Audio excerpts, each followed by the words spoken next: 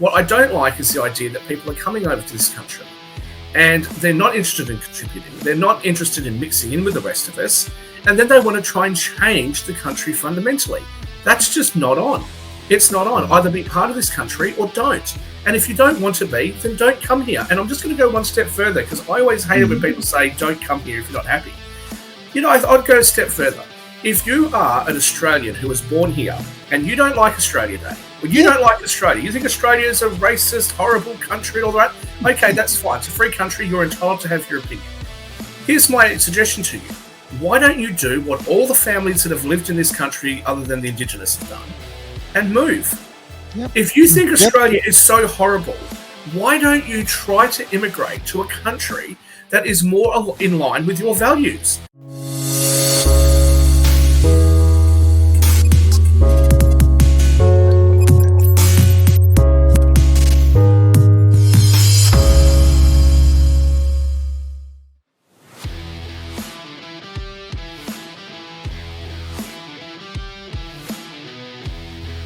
Good afternoon. Are you ready? Because I'm certainly ready for the Greater Wealth here on Edge Radio Australia.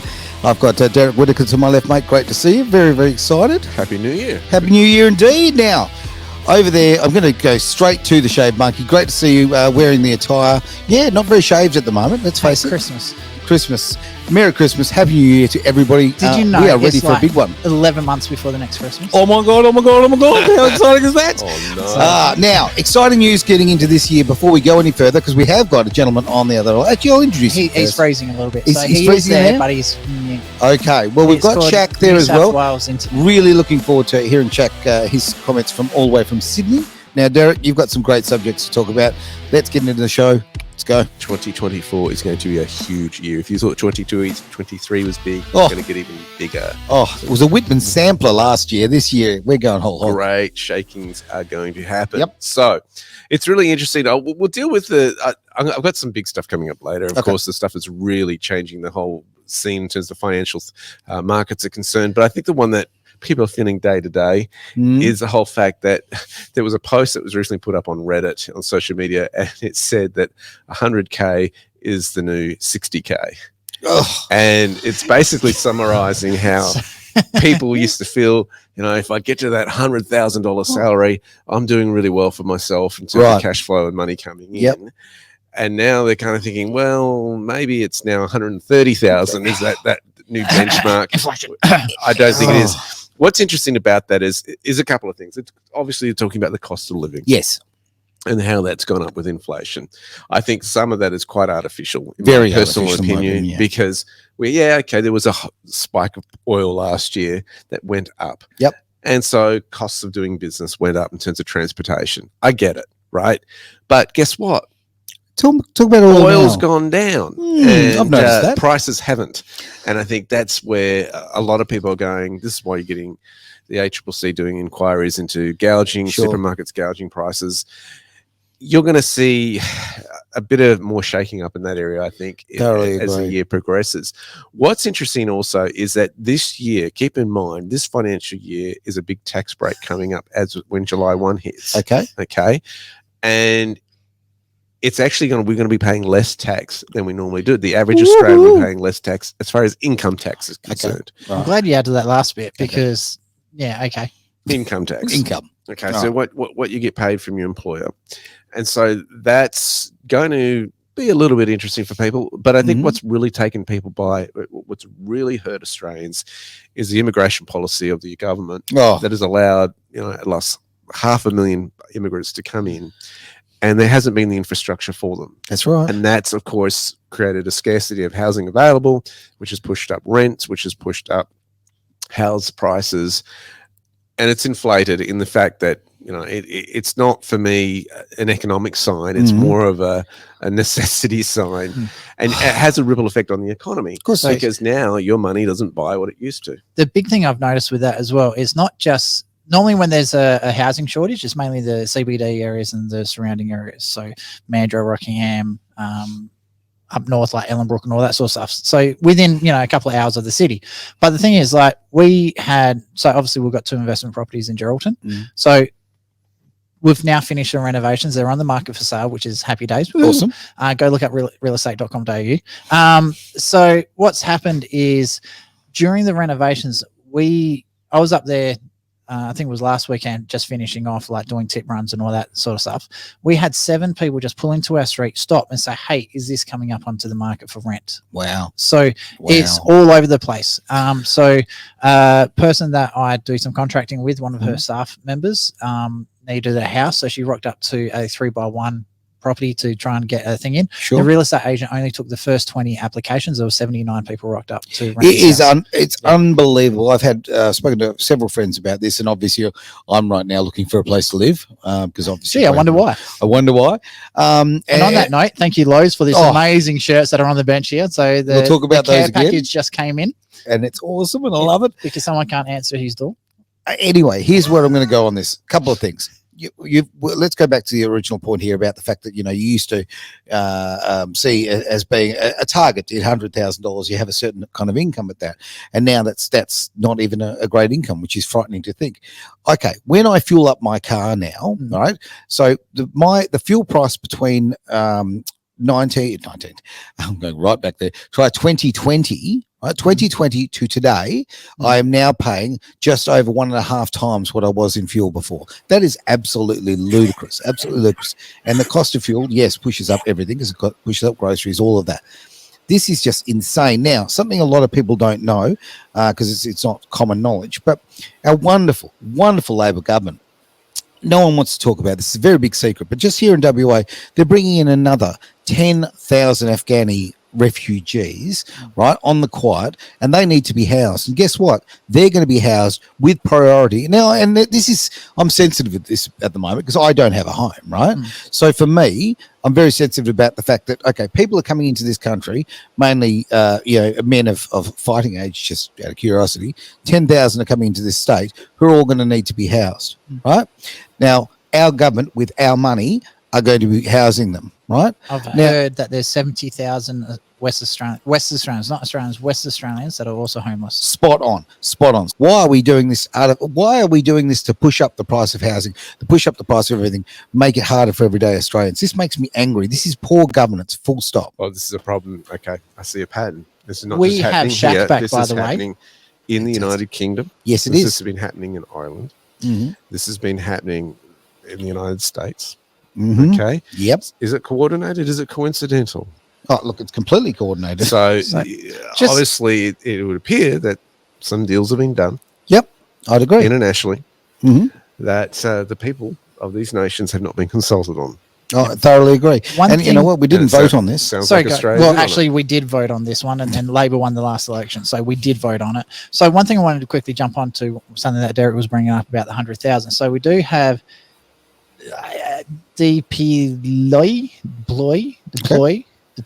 I'm going to go with that one. Hey, okay. It sounds good. So he did ask the question, Derek, should prices naturally go down over time? That's called deflation. Deflation has other issues with it when it does occur. Okay. So you've got to watch that, because Japan actually went through deflation. Yeah. And when it went through deflation, its economy just stalled for 10, 15 years, which causes all other issues.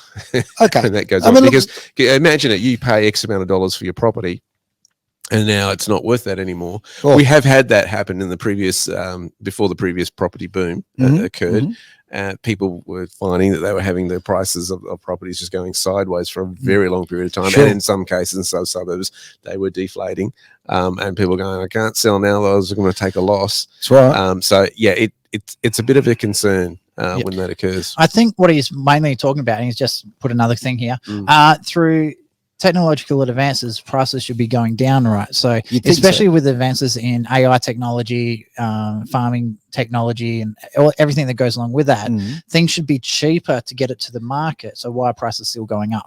Well, I agree. So, and you look at the price of a TV. I remember many years ago, 20 odd years ago, I went and bought the biggest TV I could possibly get, right? It cost me a couple of $1,000s. Now, in real world terms, the prices of TVs are actually cheaper now than they were all of those years ago, right? That's the progress of things. I have a feeling Hmm. that the rate of our inflation at the moment is far outstripping the reduction in prices in the technological I agree. advances. Totally agree. Getting back to the question, I think it's because of greed and self-interest. Yep. That's what motivates Supply and demand. the Babylonian economy. Sure. Right? Okay. But that if you can That's produce something for less cost Hang on, Shaq's laughing, so I think he wants to say something on and this keep one. charging the same amount for it, why wouldn't you? Right? Yeah. You're making more profit for less effort. Yeah. And I think, and look, sometimes that's just clever economics. Okay, I'm not going to. I'm not going to derail anyone who's making good profit and that we should be making great wealth. We all should be making great wealth. I think sometimes we also have to get out of a bit of a socialist mindset in terms of, I remember years ago hearing it where, people don't want Australians driving around in luxury cars and all that. I was thinking, I think it'd be great if everyone was driving around in luxury cars. Yeah, that would be the new. Have a look at all the taxis over there. The new normal. Why is that a bad thing? I think we have to really question sometimes the way we look at it. Look, like anything, it's that magical balance of ethics, right? I remember when my son was in a private school. We do homeschooling now, but I remember when he was in a private school, and they were going to increase the cost of their schooling by 10%. No, greater than 10%. They were just hiking up the fees big time. Yep. They should have done it in 10% increments and that sort of stuff. But they had a mass exodus of students going. They ended up firing someone over that, and people doing that. And I sort of sat there and one of the teachers that we knew asked my wife privately, how did Derek respond to this announcement? My wife, to her credit, make me look good. She said, well, Derek just looked and said, oh, well, we just have to make more money. You just got to be practical about this sort of stuff. And I think that's how we have to approach some of these things is, hey, what a great opportunity to make more money. And increase your look wealth. at you, Mr. Harper. Let me weigh in on a couple of things here. So, yeah, please do. Shaq, you've been quiet. So, well, firstly, for those of you that are bagging the Labor Party, and it's the only time I'm going to give them any kind of compliment, property prices have gone up quite substantially. So if you own property, you're doing pretty well because of this ridiculous policy of bringing in all these people into this country. The downside, of course, is that people like Aaron get left behind. There are ways to deal with that. But certainly unfettered immigration to this country, I don't think is a good idea. I believe in immigration. I think that's a good idea for us to have immigration, but not unfettered, not just open the floodgates, let everybody in, regardless of whether or not they're going to make any kind of positive contribution to our country. I don't think that's a good idea. In relation to should prices come down over time, yeah, they should, and they have. So if you wanted to start a radio station 50 years ago or 100 years ago, what would your costs be? Right? Oh, yeah. Most of us are able to buy clothes and, wear them for 6 months or a year and throw them away and get another set of clothes. You're not having to patch up your clothes because you've got one pair of trousers to last you for 10 years. So some of us get these fantastic clothes supplied by Lowe's. Exactly. So the price of things have come down over time. But what it is that there's so much the quality's more for us gone to down buy. too. And so therefore, because there is so much more for us to buy, people feel like they don't have enough. In relation to deflation in Japan, yeah, okay, that certainly represented some problems, but it's worth noting that over 10 or 15 years, they had a lot of pain, and now Japan represents the third biggest economy in the world. And think about that. Japan, I think, has a population of 60 million, something like that. It's 125 million. So what we're talking about is a country, and it's a small country, right? It's very high density living, but it's a small country. And you've got its GDP, the third highest in the world. So United States is first, China is second, on PPP, China is first, and then Japan. That's really impressive. I would argue that it's probably worth the 10 or 15 years of pain. If you have a look at what happened in the Great Recession in the United States, they went through 10 or 15 years of pain, and have a look at where they are now. Yep. So I think Japan's actually done quite well. Thoroughly I personally feel that Japan did that intentionally because they saw problems in their economy. They said, we have to deal with this. They ripped the Band-Aid off. They dealt with it immediately in a very savage manner, and then it solved a lot of issues moving forward. So they were able to grow their economy. So what are the things that what are the pragmatic things they did? It was something that Milton Friedman had advised them on as well. It was a deliberate thing that they did, and the result has been fantastic. The other thing I'll just say is when people talk about asset values staying sideways or not going up, theoretically that means that the value of your dollar has gone up. because you can buy more stuff than what you otherwise would have been able to. So there's always, again, I've said this on previous shows, whenever you're looking at market situations, it's fine to look at one thing and say, well, that's not working. What you have to look at is where's best for you to put your money and resources for you to benefit. Sure. Don't look at government to do it for you, because they're going to screw it up, or they're going to do it in a way which is the most beneficial for them, not for you. So, sorry, okay, I'm not aware. So what happened? What did they do? What were the moves that they made in Japan to actually solve the economy and create a better future for it? What did they do? So Japan had politicians. Japan had a very, very difficult situation. They obviously have been brutally criticized about their involvement in World War II and their treatment of China, or the Chinese people. Yeah. Okay. There is some debate as to whether or not Japan was just doing what every other nation did. But in any case, obviously Japan was not successful in their ploys, and it left their economy in a very, very weakened position. And they had to do something. And so this is what they had to do. They got their debt levels under control. They started to manufacture things. And, people at the moment that say, everything's made in China. Well, if you think back 20, 30, 40 years ago, everything was made in Japan, right? And a lot of electronics still are. So, they brought themselves back into the world economy in that way. And, they went through a little bit of pain. But also because their interest rates were so low, what it meant was that Japan was a very cheap country to borrow money in. So you would borrow Japanese yen, you'd convert it into your local currency, and you'd invest it in your local currency. What that meant is that that pushed up Japanese prices over time. And the Japanese dollar, the Japanese yen became stronger. It became, it's one of the world's most traded currencies. I think the Japanese, again, I think they've done very, very well. No country is perfect, but I think Japan has done very well comparative to the rest of us. All right. I think I think what it highlights too is Australia's vulnerability here. Okay. We're too reliant on supply chains. Oh, no doubt. And that was really highlighted with the whole microchip shortage a couple of years ago, that vulnerability. We have got to become more self-sufficient in our own manufacturing. We used to be. Used to be. Oh, thank you, Lima Protocols. Anyway, so just one thing I wanted to say to back Shaq up as well. Yep. So to give you an idea of how valued the Japanese yen is now, I do a lot of foreign exchange trading. So my main one is I do Australian to Japanese yen. Sure. So in, I think it was 2019 or 2020 before COVID, there was on average $1.3 trillion traded between the US dollar and the Japanese yen every day. Okay. So when you have a look at that sort of volume, it just shows how strong of a currency they actually have. Now, something I want to throw also forward is... Can I just interrupt something? Go, Shaq. Go. Yep. Sorry, just on Japan. Just one of the things that you should be aware of when you compare things to Japan is where some of their flaws are. So one of the problems that they have is a massively aging population. More than 10% of the population in Japan is aged over 80, right? And they have the longest life expectancy as well. I think they're 95 to 100 years of age or something is when they're dying. So one of the problems that they have is very, very low birth rates.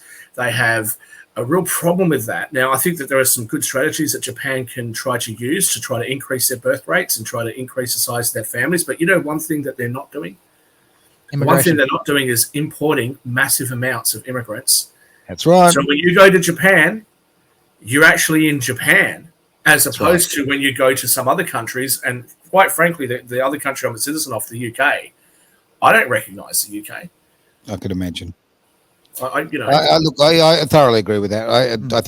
I think central to so much of this is immigration, and the problem is when you talk about immigration, you're a racist, you're this, you're that. No. I just happen to have pride in my country, and I want the people that I want to lock my doors every night to look after my family. Well, I want to do that with my country too, and I want my country to go well. I want it to succeed. I want to look after my own backyard first, and I think every country should be like that. The way I see it is, I've got a 3-bedroom house. Yep. I've got 2 kids, another one on the way. Mm-hmm. So they've got to sleep somewhere. Yep. Why would I open my house up to another 4 people to live in my house when they just don't have a bed? You don't have room for them. We don't have beds available for Australian people, let alone immigrants. That's right. So now, the government can do worse thing. You're being asked to give up your bed and sleep on the floor. Yeah.